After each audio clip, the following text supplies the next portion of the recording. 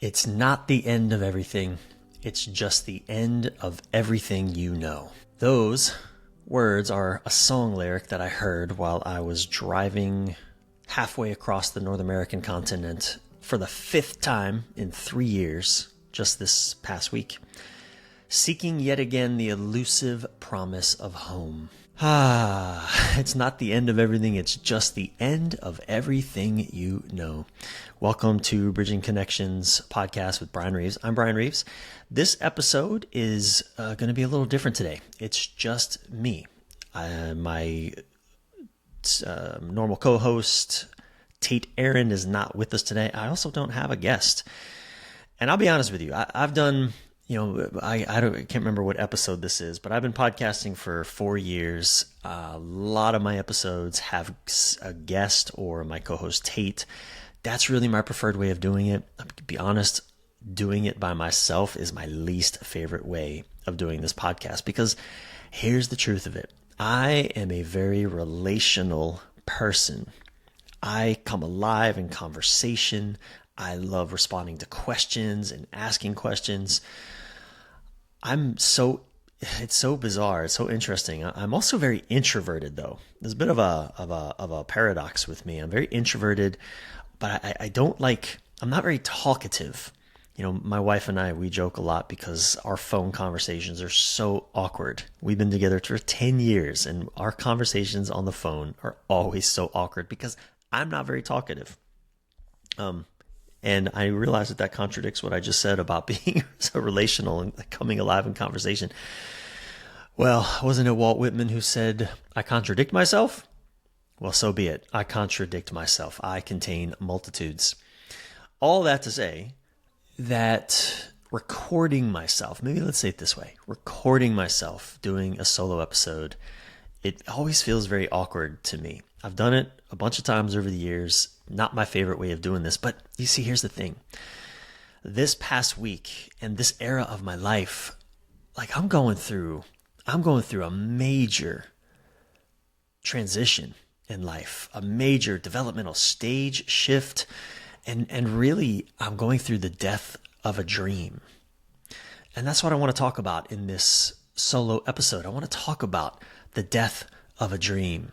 And that experience. I'm 51. I've climbed a lot of mountains in my life, and when we're young, we tend to have a lot big dreams, right? I mean, if we're dreamers, if we have any kind of ambition or desire, we dream of having a certain kind of life, a certain kind of intimate partner, a certain kind of job or career path, etc., etc. And I think what comes for all of us humans is inevitably the confrontation with the death of a dream or many dreams. I mean, it might even be the death of the dream of relationship that maybe you've been in for a long time, and you realize, maybe intimate relationship or even family relationship, and you realize, wow, this is never going to be the thing that I've dreamed of. I think that this is one of the great confrontations that all humans, if we're paying attention, we will come to face at some point in our lives. I don't care who we are, how successful we are, how much money we make, what family we were born into. It's just the nature of being human. And in my case, this past week, just to tell you a little bit of the story, this past week, as I said, I drove halfway across the country from Austin, Texas to Los Angeles. It was actually my fifth time, I think I said this, my fifth time in 3 years doing a cross-country drive looking for home. The elusive promise of home. My wife and I left Los Angeles in 2022 amidst the great pandemic migration, right? When so many people were shifting away from large metropolises like ours towards smaller nature-adjacent cities, towns, and rural areas. In our case, we got on the cattle train headed for Texas. Many of our friends, well, my friends, really, and that's important. They were my friends. They were already setting up homestead there, boasting tales of quaint country living and wildly affordable housing, at least compared to LA. And for 2 years, we gave Austin a spirited try.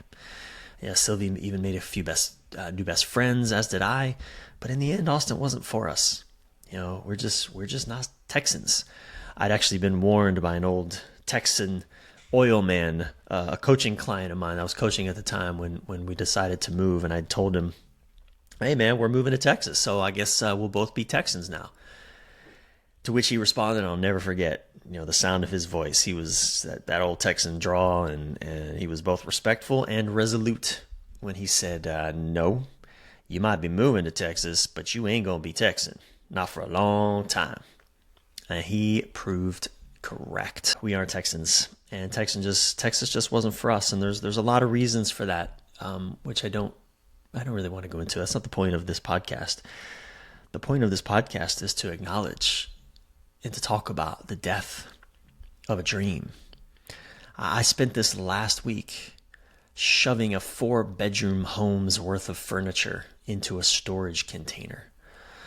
I had to give away a lot of things that didn't fit inside that 16-foot by 8-foot container. This is the first house I'd ever owned, and boy, was I eager. It actually felt, I'd never really had the ambition to own a home before, but I felt so much actually excitement and pride. Like, here I am, like a king with finally my own castle to care for and tend to, and man, did I tricked it out. Like, I got all the lighting situation all around the house figured out, all the technology dialed in, from the garage door controllers to the automated sprinkler to all of the camera systems and all of that. I've even spent almost $20,000 on a backyard stone patio, building this beautiful stone and rock fire pit patio with plants planted throughout the backyard and a little herb garden planters. And anyway, it was my pride and joy. And then life threw us curveballs, as life does. And we realized this just isn't our home, and we need to leave. And so, this final drive back to Los Angeles was really the final act in the death of my dream. And inside of that's like, boy, there's just so much more. in the dying of a dream, there's like it just seems like endless. I had to give away a lot of my things, including one of my prized writing desks that I had bought. I'd bought it in LA, but it came from Indonesia, and I really loved that desk. But I'll tell you, and this is one of the first lessons of this experience is, 51, I've lived a lot of places, but I've moved so much that I've never really accumulated a lot of things that are meaningful to me. A few things here and there, like my writing desk, some paintings and photographs and pictures, maybe some little trinkets here and there, mementos, but not really any big pieces of furniture that I love. But I'll tell you, when I had to give away, in the last 5 years, let me tell you, I have bought 5 mattresses. My wife and I are 2 people, and I've bought 5 freaking mattresses because of all the places we've lived, because of also wanting to have beds for guests when they come over. And I gave away 3 of them. I gave away all 3 mattresses that I had in Austin, and because they wouldn't fit in the container. But I'll tell you, I was about 90 minutes away from all of those floods that were happening in Texas this last week. The tragic flooding that so far has claimed over 100 people's lives, and it seems the death count is just going to continue to go up. And it was really helpful and clarifying, helping me feel gratitude to just have these things, to be able to give them away even. And a lot of the people that I gave them away to, they had stories themselves. One woman, her mother had been hit by a car, and the king mattress that I gave her for free, and this is a really good mattress in good shape, this mattress was going to help her heal and help her convalesce in comfort, and I felt good about that. Another man also was decorating an apartment for his mom. There was a young man who had just moved to Austin and was getting his life started, and he took my writing desk and also another mattress. And again, it just felt really good, actually, in the letting go of these things, to know that even though there was a very precious part of me that wanted to live the dream of being able to have all these things, to have a home where my wife and I would raise a family, and where our friends and family would come to visit us and stay with us. And even though I was really having to let go of that dream, that in my letting go, and believe me, I want to say letting go with grace, but I assure you there was a lot of kicking and screaming, a lot of hell no, I won't go, in my body, out of my mouth, over the year or so that we made the decision to leave Texas. I did everything to not go. I wrote my congressman. I lit candles at churches. I prayed to saints. Did some shamanic rituals. Stopped short of voodoo. Ain't trying to hurt nobody. But, I did not want to leave, and I certainly didn't want to come back to LA. But at the end of the day, I just had to accept that my wife was not doing well in Texas. And I'll come back to that in just a moment. But I want to just share that I was able to really feel just gratitude and grateful that I had things that I could give other people to help make their lives a little bit easier, even as my dream was dying. In its death throes, really. It was kind of packing up the house and giving away things that wouldn't fit in the container. And oh boy, let me tell you, I came moments away. There was a moment where I was defeated by the whole experience on moving day. I just was defeated. I had hired some movers to come in and help, and they got me 95% of the way of loading up the container. And they're like, all right, buddy, we got to go. And, left me with some things strewn about. They had another job that they had to go to, and I guess they had overstayed their time with me as it was. And I was just defeated. I just felt defeated just by the whole thing. I was ready to give up. And I had this table that was given to me by my mentor, John Lee, that was bought as a gift for him by Robert Bly. Now, if you know, you know. Robert Bly is like the godfather of men's work in the West. He wrote the book Iron John, an incredible man, and he was very good friends with my mentor, John Lee, who also is an author. And John gave me this table that Robert had given him. As it's not a particularly attractive table. It's a little fold down wooden table with two little wings on either side that fold up. But I had dreamed of having men's gatherings around that table, and in my moment of defeat, I was ready to give that away. Also, I was defeated. There's just no other word for it. I felt defeated. And then I talked to my wife, and she, thank God, talked me out of it.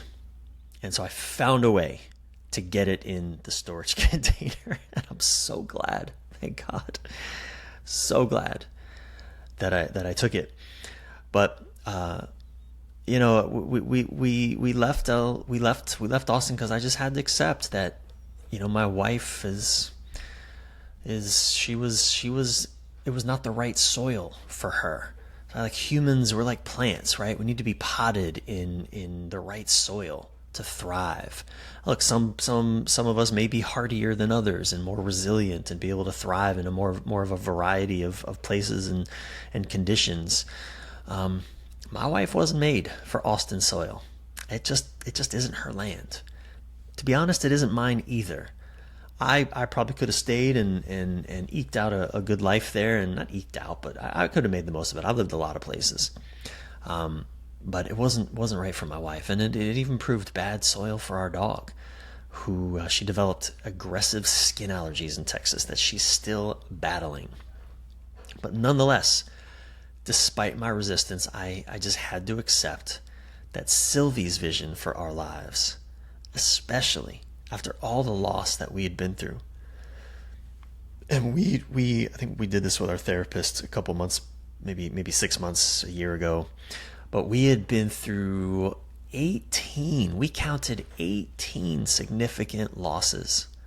That just one or two of those alone, it would be enough to devastate a person and rock the foundations of a couple. 18. So after all that we'd been through, I just had to accept that Sylvie's vision for our lives was just clearer, stronger, and even, dare I say, better than mine. Because the truth is, I didn't have a clear vision for us anymore.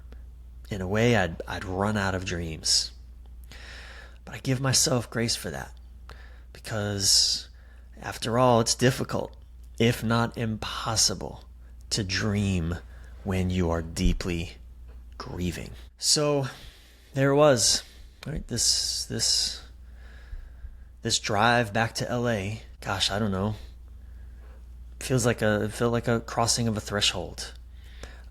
One of the things that has been so of vital importance for me over these few years has been the practice of grief, of learning how to grieve. The author Stephen Jenkinson, who wrote a book called Die Wise, he said very correctly, I think, that we are a death-phobic and a grief-illiterate culture. Death-phobic and grief-illiterate. I'll tell you, at the start of all this, I had no idea how to grieve. Everything in my body told me grieving is not safe. It's not safe to be sad. It's not safe to cry. Just put on a good get some good thoughts in your head and carry on. Keep calm and carry on. That just was not going to work for me on this journey. I've had to really learn over these past 5 years how to be with the heavy feelings, be with the sadness, be with the loss, be with the frustration, the heartbreak of life. I'll tell you, I'm not one for regrets, but, well, I don't look. There's only one regret that I have in this whole experience.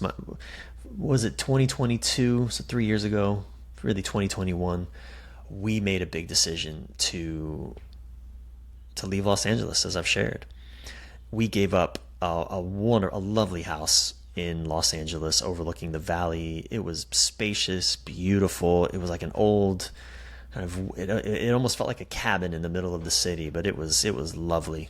Had this green door that was like had this kind of Irish cottage vibe. It had a big Viking stove in the kitchen, had 2 fireplaces. I loved it. Giant oak tree in the backyard. I just absolutely loved it. And we gave that up. And as hard as that was, I don't regret that. I know that we had to leave. I know that Sylvie and I, we had to go on this adventure, but we made one major, I won't use the word mistake because we just couldn't have known at the time. But if there's one thing I would have done different, it was I wouldn't have bought our house in Austin. That one choice where we bought at the height of the Austin market, like the hottest market maybe on the planet, and we bought at the tippy top of that market. If we were to sell that house now, we would probably lose about $400,000. And we can't sell the house now, just to be clear. We tried for the past months. We put it on the market and couldn't sell it. And so now we're renting it. We're taking a big loss every month on the rent, as the gap between the rent and the mortgage. But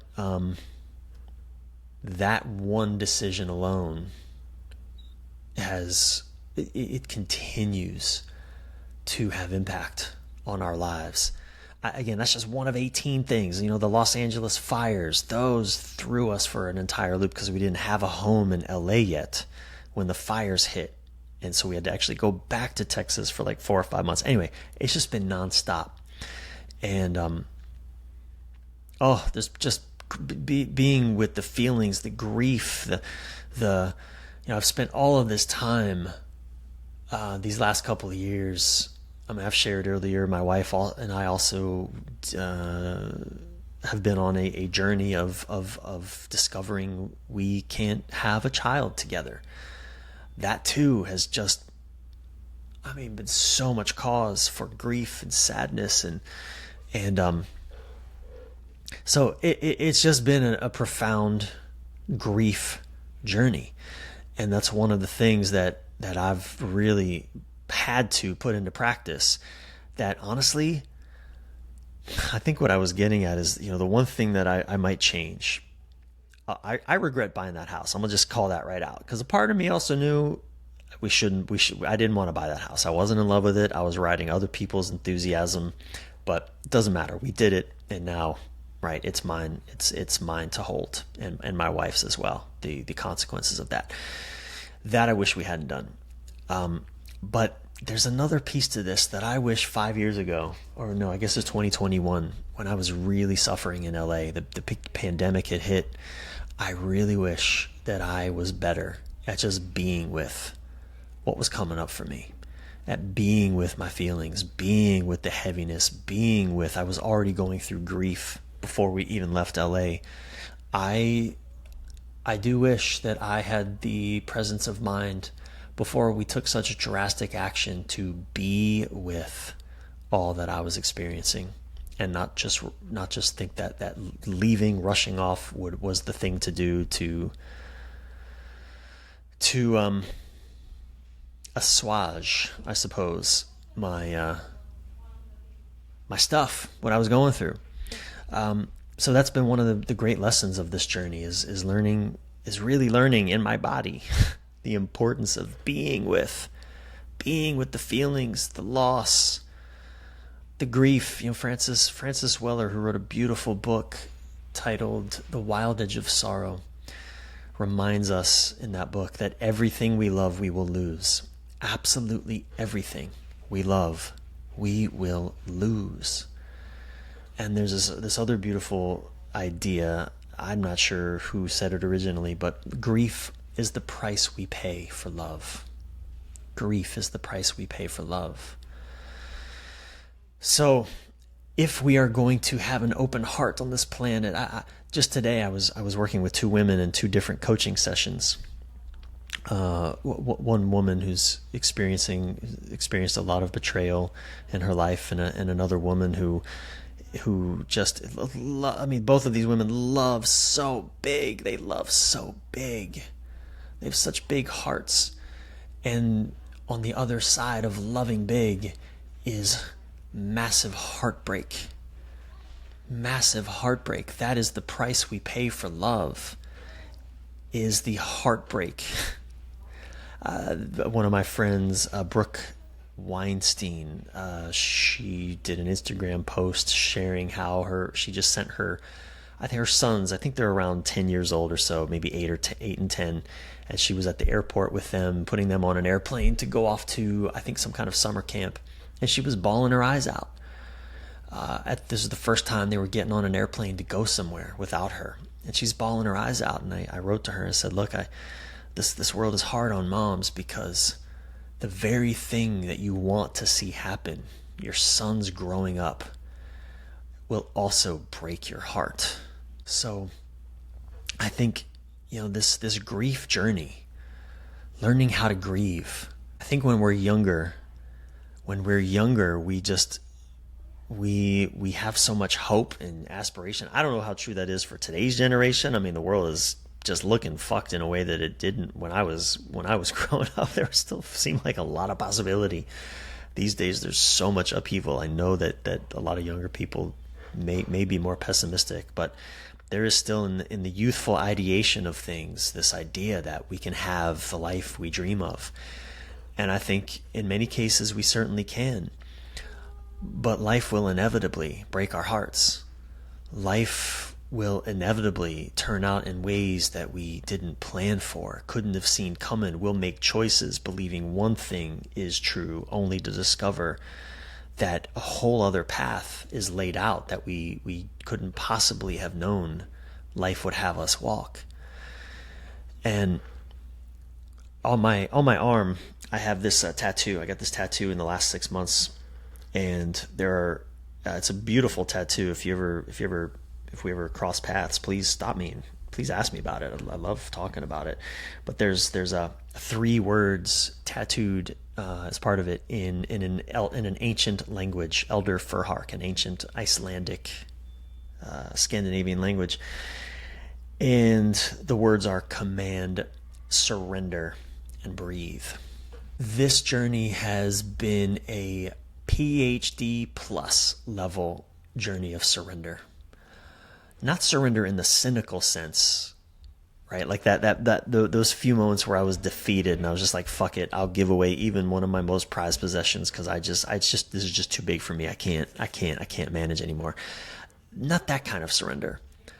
But I mean the kind of surrender that is a willingness for life to go in directions that you wouldn't have it go, right? Surrender as a willingness to be in partnership with life, to not merely dictate how things should go. You know, the first word in that, this is my spiritual practice, what I tattooed on my arm: command, surrender, breathe.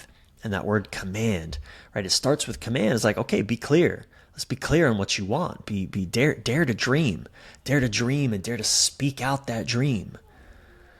Right? A dream can't die if you don't dream it in the first place.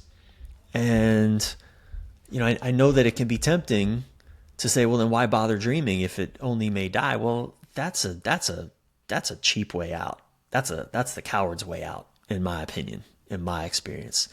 Like, we're humans. We're dreamers. So let's dream. And that's the command, right? What do you want to see?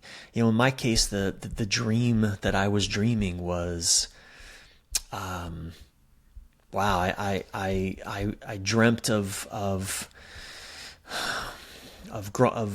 raising kids on a tree-lined street in a neighborhood where they could safely walk themselves down to the local swimming pool and run around on summer nights collecting fireflies in jars, ride their bikes along wooded trails that snake behind homes.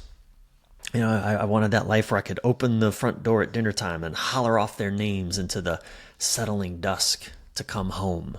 That was my childhood, at least the better parts of it anyway. And I wanted that for my wife and I, and for the child that we had hoped to have, right? That was my dream. That was the dream that took us away from Los Angeles, because I didn't believe that we could have that here. And that was my command, right? Life, bring me that experience. And we did our best. We did our best to create that, to bring that into existence. And this is where the surrender part comes in, because there's only so much say over that I have, right? I mean, life has its say, and one of the big things life had to say is Sylvie and I, we don't get to have a child together, not one that's born of our own DNA. And as devastating as that's been, it's brought us into another layer of questioning, of inquiry, I should say, and surrender. Well, okay, then, does life want us to adopt? Do we want to adopt? Right? I don't know that we have full clarity on that yet. It's a dance that we're doing, I think, as we still come out of the grief journey of infertility. But this is the surrender practice, right? And also breathe. The breath, allowing the breath to be full and relaxed and still, allowing the body to be still. This is the path of allowing, of partnering with life, of what surrender. Not a cynical surrender. In cynical surrender, we hold our breath. We We constrict our bodies. We collapse into anger, resentment, frustration. But in spiritual surrender, in full breath surrender, we're like Bruce Lee said, we're like water.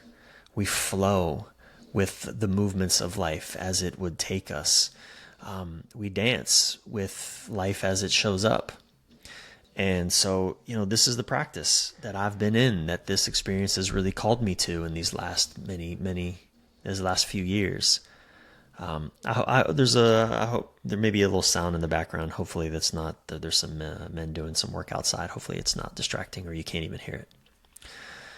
But I want to just finish by telling you a little story that happened in the final few days of us moving out. You may have seen, I did a video of this on Instagram. But I told you earlier that I had spent like 20 grand, really just creating a beautiful backyard. And one of the things I did is I had dreamt of having a crepe myrtle tree with purple flowers. And so we planted one, and it was a fairly young tree. So it didn't flower the first year that we planted it. And then we we left. And I was kind of heartbroken because, well, first off, all the other plants that we planted, they died in the Texas heat. Like within 2 months after we planted them, $5,000 worth of plants were dead because of the heat. And because we left pretty quick after that. And I don't know that I watered them well enough. Again, I was in grief. I was in grief and transition. And anyway, as I said, we came back to came back to Texas because of the LA fires and trying to get the place ready to sell. And still the tree never fruited. And I was just convinced I will never get to see this purple crepe myrtle tree flower. But then check it out. The very last few days I was there, I think the last day I really noticed it when I was like within hours of getting ready to leave to drive. The container was packed and I was just doing my final cleanup in the house. Well, wouldn't you know it, that crepe myrtle tree was flowering, purple flowers. I was ecstatic. I felt so grateful and so relieved. And even though, I thought that I planted that tree for Sylvie and I, and for, the family that we would raise. And life clearly had other plans. And even as my dream, the death, my dream was dying, right? I was living through the death of that dream. There was another family coming in. They've actually just moved in the last couple of days into the house. There was another family, young family, that's also wanting to start, a couple that just recently got married and is wanting to start a family. They were coming into the house, and I reflected on the beauty that they were going to get to experience through that purple flowering crepe myrtle tree that I planted for them a few years prior. And I felt a lot of gratitude about that. There's this old saying that's attributed to ancient Greece, that when old men, the saying goes something like, when society becomes great when old men plant trees under which they will never sit in the shade, but others will. I mangled that saying, but you get it. When you plant trees for other people to sit under the shade that you may never sit under, that's when society becomes great. And I thought about that, and I thought about the gift that I had left, and even just being a good steward to that house and taking care of that house. I felt gratitude in that. I felt grace in that, and I felt surrender in that. And so that's the question that I want to leave you with. Where might you be living through the death of a dream, or perhaps resisting the death of a dream? I know for a lot of people, it happens relationally. Maybe we're wanting a certain kind of relationship with our father or our mother, and it's just never going to happen. And that might be the death of a dream that we're either living through now as we're waking up to it, the reality, of what is in that relational dynamic, or maybe we're still resisting it, still hoping that that dream will come true. And the question I want to leave you with is simply, how might you meet this death of your dream with more grace, more ease? Not saying it's easy, but more ease, and perhaps even more gratitude, right? Maybe even just acknowledging the gift of getting to love for a moment, of getting to love the thing you're either losing or realizing you may never have. How might you meet it with more grace, more ease, and just a bit more gratitude? Thanks for listening. I'm Bryan Reeves. This is Bridging Connections with me, Bryan Reeves. See you in the next one.